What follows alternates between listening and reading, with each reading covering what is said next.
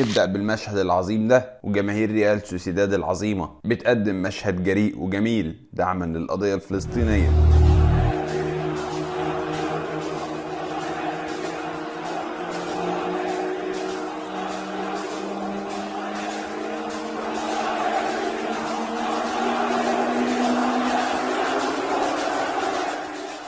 وهنرجع لاسبانيا تاني، بس دلوقتي نطلع على انجلترا ونبدأ تحديدا بقمة الاسبوع ال12، وبصراحة كانت المباراة الافشخ في هذا الموسم لحد دلوقتي. ولو سألتني مين مان اوف ذا ماتش او رجل المباراة، هقول لك هو واحد مفيش غيره، ماوريسيو بوتشيتينو.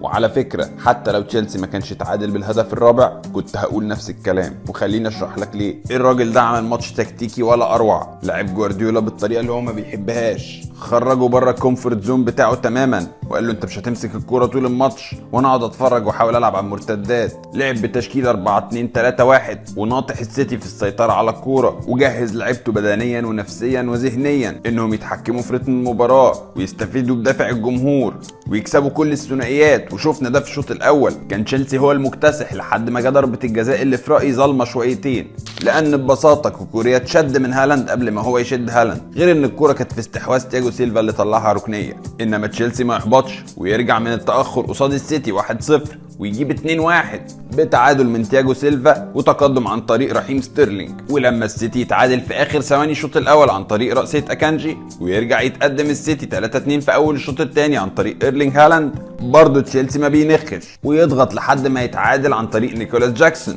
ولما للمره الثالثه سيتي بيتقدم المره دي بضربه حظ في الدقيقه 86، شوطه تخبط في رجل تياجو سيلفا من رودري وتخش في الجون، برضه تشيلسي ما بينخش ويوصل لضربه الجزاء اللي بيجيب بيها 4-4 في الوقت بدل الضايع عشان تخلص الملحمه الجميله دي بالتعادل 4-4. بوتشيتينو خد معايا جايزه رجل المباراه ليه؟ عشان شجاعته التكتيكيه اللي لخبط بيها جوارديولا وخلاه يلعب ماتش مش ماتشه، وقال له مش هسيبك تستحوذ على المباراه والعب انا على رده الفعل، يلا نلعب ماتش كيوتك او ماتش مفتوح. واخر ما زهق جوارديولا وتعب منه راح منزل كوفاتيتش بدل الفاريس، وخرج دوكو ونزل جريليتش على اساس انه يحجم خط الوسط، لكن برضه ما نجحش. الناحيه الثانيه بوتشيتينو كان معلم في تغييراته كلها وفي توقيتها، في الوقت اللي الفرقه كانت هتبدا تهبط وهي متاخره 3-2 نزل جوستو بدل ريس جيمس اللي مش بكامل صحته لسه وما يقدرش يلعب 90 دقيقه كامله. وفعلا جوستو يعمل شغل هايل في النص ساعه اللي فاضله، وكاد ان هو اللي يجيب الرابع لتشيلسي ويكسبوا 4-3 لولا الكره اللي ضيعها فوق العارضه. اما تغييره الثاني فكان انزو فرنانديز يخرج ومودريك ينزل عشان يعمل كثافه عدديه للهجوم ويختبر دفاع السيتي اللي كان مهزوز اصلا. وبالفعل بعد التغييرات دي بدقيقتين 3-3، ولما لسوء الحظ اتاخر 4-3 ما ترددش انه يشيل كايسيدو وينزل مهاجم صريح بروخا، وقال لك يلا يا صابت يا 2 عور، وصابت لان بروخا هو اللي بيجيب في البينالتي اللي بيجيب منه كول بالمر هدف التعادل. برافو ماوريسيو بوتشيتينو. ومن الملحوظات اللي عايز اقولها في الماتش ده ان كوكوريا لعيب مش بطال هجوميا، انما في الدفاع على قده قوي. اما مويسيس كايسيدو فمحتاج يحلل الفلوس اللي اتدفعت فيه في اسرع وقت، لانه بجد كان الحلقه الاضعف في تشيلسي امبارح. الراجل ده لو كان عنده نص تمركز وروح وقوه والقدره على افتكاك الكوره اللي زمايله كانوا بيعملوها كان زمان تشيلسي عمل حاجه تانية. واحد زي كايسيدو ده المفروض نشوفه زي رايس في ارسنال او رودري في السيتي. اما على صعيد ايجابي فاللي رحيم ستيرلينج عمله امبارح ده حاجه ولا في الخيال، ويجي ورا كول بالمر ويجي وراهم جالاجر. الثلاثي دول عملوا ماتش ممتع.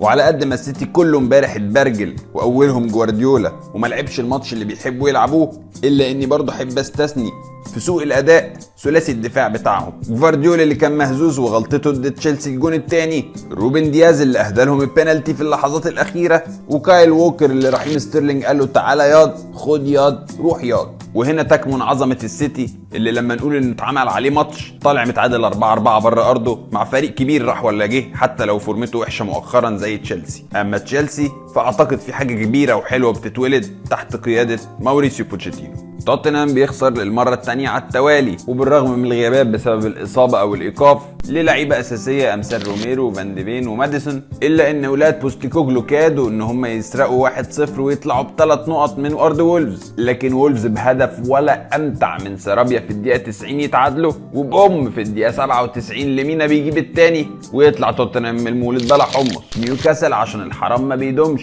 وبعد ما كسبوا ارسنال بهدف عجيب باسيست عظيم من الفار يخسروا الاسبوع ده 2-0 من بورنموث. اما ليفربول بقياده ابو مكه فبيكسبوا برنتفورد 3-0. وارسنال بالرغم ان نص الفرقه مصابه بيفوز على بيرني 3-1 في مباراه اتطرد فيها فابيو فييرا. مش ناقصه غيابات هي يا عم فييرا. وده منظر الجدول الناري في انجلترا قبل التوقف الدولي. وزي ما احنا شايفين القمه دلوقتي بقى سيتي ب 28 نقطه، ورا بنقطه ارسنال وليفربول ب 27، وراهم بنقطه توتنهام ب 26. وجدير بالذكر ان بعد التوقف الدولي سيتي عنده ماتشين ورا بعض، ليفربول وتوتنهام. لو حد عايز حماس اكتر من كده اعتقد مفيش. نمشي بقى من انجلترا ونروح على اسبانيا تاني. برشلونة بيكسب الافيس 2-1 بهدفين من ليفاندوفسكي بعد ما كان خسران 1-0 في الدقيقة الاولى، وياخد الثلاث نقط كاملين. ريال مدريد بالرغم من غياب جود بيلينغهام لاصابة في كتفه بينزل تلطيش في فالنسيا ب5 اهداف مقابل هدف واحد. اما جيرونا فبيكسب رايو فايكانو 2-1 بعد ما برضه كان متاخر بهدف، وياخد الثلاث نقط كلهم ويقول لك متصدر لا تكلمني. ولو اتلتيكو مدريد كسب ماتشه مع مايوركا هيخش في معمعة الصراع على اللقب مع جيرونا ومدريد وبرشلونة.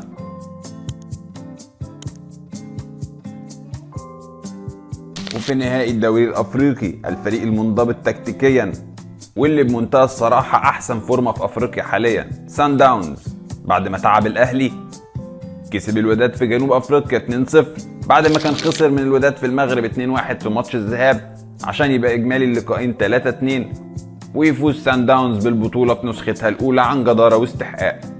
وبمناسبة الاهلي ففي الدوري المصري الاهلي بيتعادل مع جونة 1-1 في المباراة المؤجلة من الجولة الرابعة عشان بالنقطة دي يطلع على صدارة الدوري بفارق نقطة عن بيراميدز، والمغضوب عليه انتوني موديست هو اللي بيجيب الجول. وطبعا كلنا شفنا نصف نهائي الكاس الممتع بين الزمالك وبيراميدز اللي خلص 3-3 بعد 120 دقيقة لعب، وبعدها الزمالك بيتفوق على بيراميدز بضربات الجزاء بتألق من محمد عواد. وما شاء الله اللجنة بتحدد نهائي الكاس اللي هو بتاع السنة اللي فاتت اصلا ما بين الاهلي والزمالك انه يتلعب في مارس 2024. مش عارف الناس دي مستعجلة كده ليه.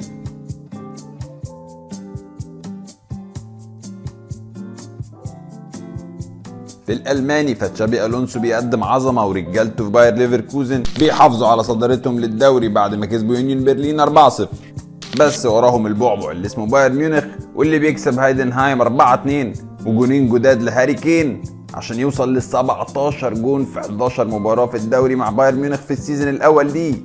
كده بيكون باير ميونخ برصيد 29 نقطه ورا ليفركوزن ب 31 نقطه في صداره الدوري. اما في الفرنسي فبعد ما نيس اتعادل مع مونبلييه باريس سان جيرمان بيكسب رام 3-0 بهاتريك من كيليان امبابي عشان ياخد الصداره من نيس لاول مره من اسابيع كتير قوي. وجوان ولا اروع من الولد اللي اسمه كيليان ده، يخرب بيت حلاوتك. خسارتك في الفرنساوي روح بقى حته تانيه.